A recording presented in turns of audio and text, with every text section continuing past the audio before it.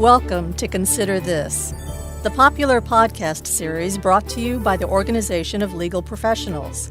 I'm your host, Bridgett Novak.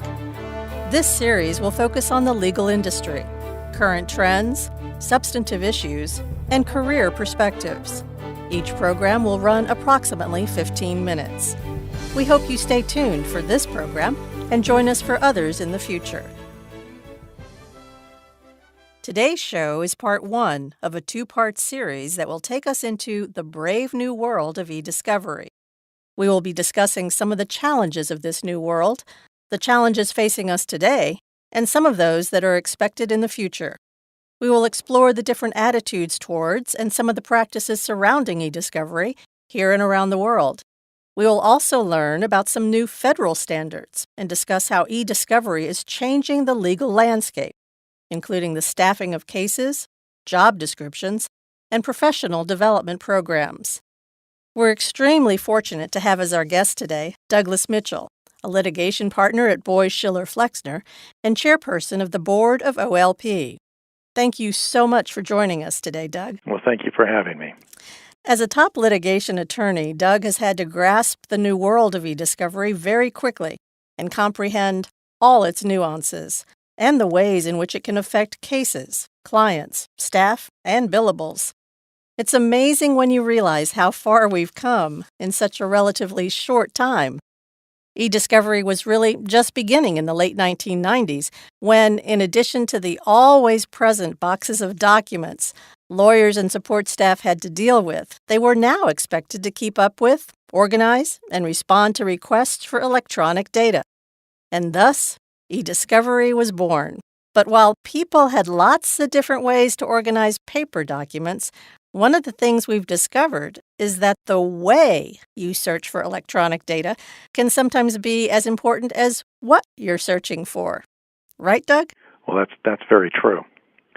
There are a number of problems, I think, that have been discovered over the years, not the least of which is that in the electronic world, a great deal of autonomy has been given to the actual creator of the electronic data to store things wherever they want to. And then in the years since electronic discovery has become sort of an identified discipline, the number of different places someone can store data has exploded. You have gone from a desktop computer that was fixed in a location at somebody's desk to a desktop computer, a laptop computer, a tablet, thumb drives, external hard drives, cell phones, SSD cards, and many other various forms of electronic storage. So the problems now are not just who has it, but who has it and where did they put it.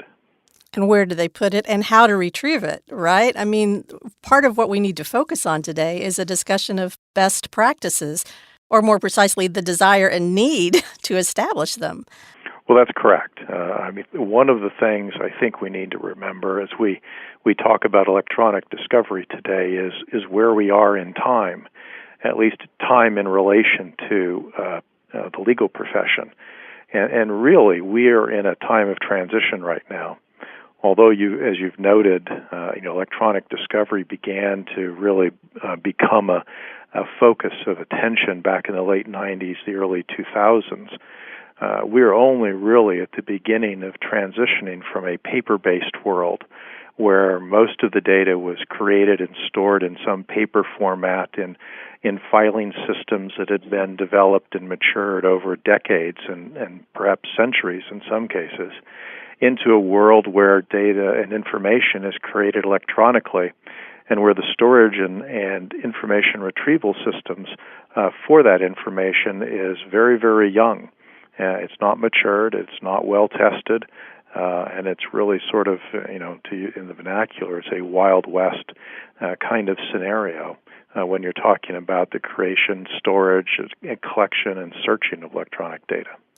So even though, as you said, the field is in its infancy and many of the best practices are still being developed, there are some things, some technologies perhaps, or some ways of divvying up the work that we can now agree should become the standard? Well, I think we're finding that as with any transition, you encounter a problem, and then some really smart people begin to work on the problem and find solutions to it. We have found solutions for email, for instance, and that have spanned the processes from simple email systems in the very beginning to things like Outlook, which are in essence databases of email, and then to email collection appliances like Clearwell and other systems which add some intelligence to the email collection process. And as time goes by and as this problem becomes of greater interest to these people who try to develop solutions, there will be more solutions developed. The processes of identifying, collecting, searching data will become more seamless, more natural and secondhand.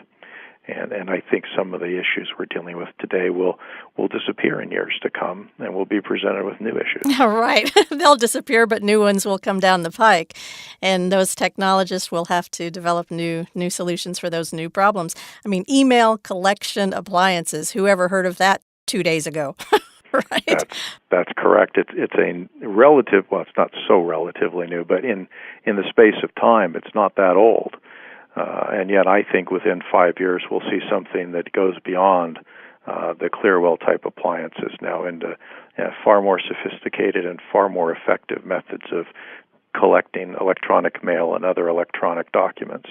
Well, I think that's part of the confusion in the industry is that all these new technologies are coming out to address these problems, but the legal industry, the law firms, are kind of guinea pigs in determining what works the best and what's the most efficient and effective for clients.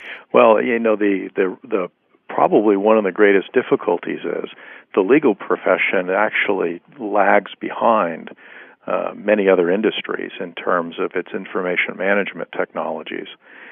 And some of that is because the legal system itself requires a kind of authentication, preservation, and presentation protocol that makes it different to adapt quickly to changing electronic and digital technologies, because you run into trouble with authenticating evidence in order to present it at trial or to use it in a motion for summary judgment.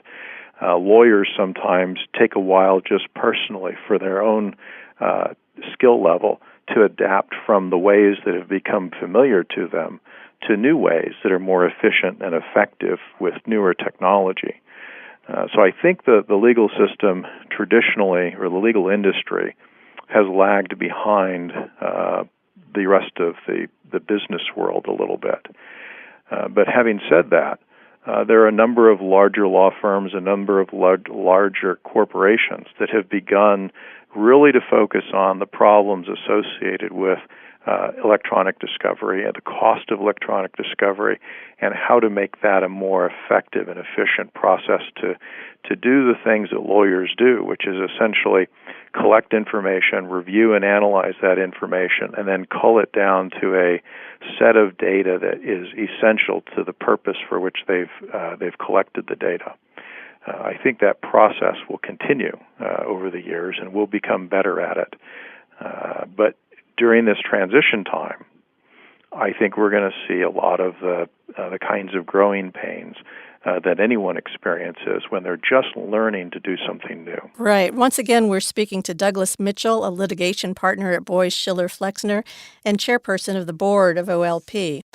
Doug, in addition to the what's and the hows of recovering electronic data, there's also the question of who's doing it. E-discovery seems to have blurred the lines a bit between paralegals, associates, IT staff, and blurred some of those job descriptions in the process. How are most firms dealing with this, and how do you see this evolving? Well, I think you're very much right that there has been a blurring and perhaps a melding of those sorts of skills. It's no longer in a modern digital information creation world for a lawyer not to understand at least something about computer data information creation, information storage, and information retrieval. By the same token, the lawyer's not going to be the technical person to go and physically collect that data or engage in a nuts and bolts kind of analysis to determine the integrity of the data.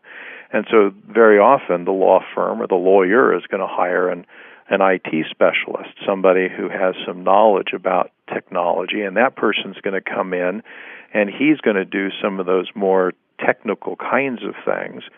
But the IT specialist nowadays can't rely on the idea that all he is doing is working with a computer. He has to realize that he is working with a computer in the context of, in some cases, a lawsuit or some other information request by a government entity, that there are rules governing how that information can be accessed, who can access it, methods that must be used to collect it, chain of custody questions and issues. And so the information technology specialist now needs to be familiar with some of the legal parameters that govern e-discovery. And we have a situation where the law firm and the IT specialist vendor need to become more of a partner in some of the ways they approach electronic discovery issues that confront them in particular matters. It's true. I mean, all the jobs in a law firm used to be, just yesterday, so clearly well delineated and understood and cast in stone and salaries structured. But e-discovery's thrown a monkey wrench into all of that. So for legal professionals and those wanting to practice, how can they best prepare for this new merging with technology? I mean, are law schools taking note and starting to teach some of these skills and offer joint programs? Law schools are taking note at some level, and I am sure there are some law firms that have become actively engaged in electronic discovery preparation and education. Other law schools probably just note that it exists, but probably still focus on the basic ideas of what it means to be a lawyer. In some respects, being a lawyer is a way of thinking and a way of analyzing and a way of looking at things. And law school has never been particularly good about preparing somebody for every different aspect of what it will mean to be a lawyer. But they are very good at preparing lawyers to think and to reason. And then lawyers, I think, often need to exercise a little initiative and then take the skills they've learned in law school and go learn new things about the profession they practice. In the information technology world, I think that requires them to actually start using a computer, which I think most law students do today. And then go beyond that, though, and begin to understand how data is stored, how it's collected, how it's used, and begin to get into the flow of information creation, storage, and retrieval. And then I think they'll pick those skills up as they do that. Well, OLP offers a series of e-discovery certification programs and webinars. Who do you think should be taking these courses? I think a wide variety of people should be taking the courses, from attorneys to paralegals to litigation support vendors. If we think back to the idea that we are in a period of transition, and by definition, periods of transition are circumstances where the underlying environment in which one operates is changing, and it requires the people who work or do things in that environment to learn new skills.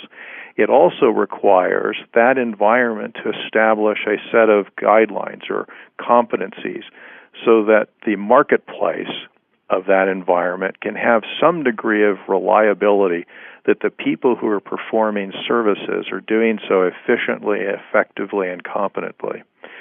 And the OLP is attempting to provide those guidelines and the competency standards that the legal industry can use as they go through this period of transition.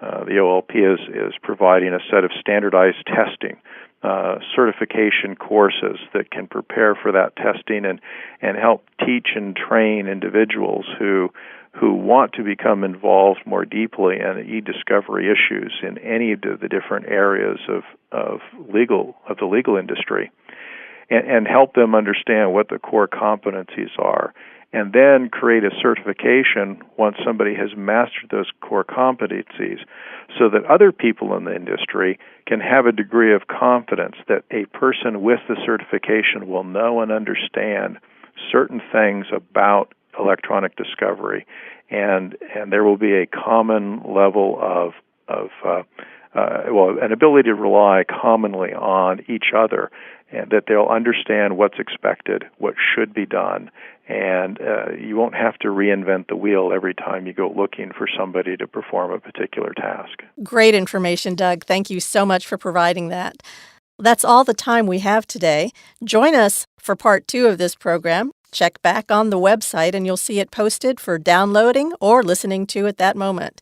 It's been an honor and extremely informative spending this time with Douglas Mitchell, a litigation partner at Boies, Schiller, Flexner, and chairperson of the board of OLP. I want to thank our audience for tuning in today and remind you that part 2 of this program will be available and other programs in the future on our website. That is theolp.org. Please let us know what topics you'd like us to cover and who you'd like us to interview on future programs. You can email us at info@theolp.org or call us at 760-610-5462. Once again, that number is 760-610-5462. Have a wonderful day, and thank you for listening to Consider This.